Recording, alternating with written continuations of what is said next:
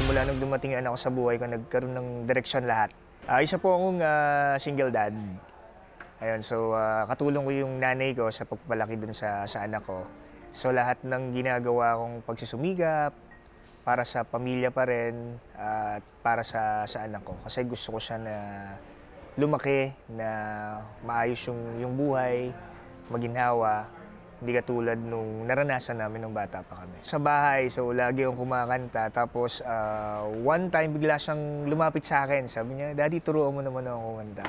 So talaga yung moment na yon, natuwa talaga ako kasi sabi ko, uy, may may sasalo na sa pagkanta natin. Tapos yun, simula nun, every time na kakanta din ako, lalapit siya sa akin, tapos tinuturuan ko na siya. Yun na rin yung nagiging bonding moments namin dalawa.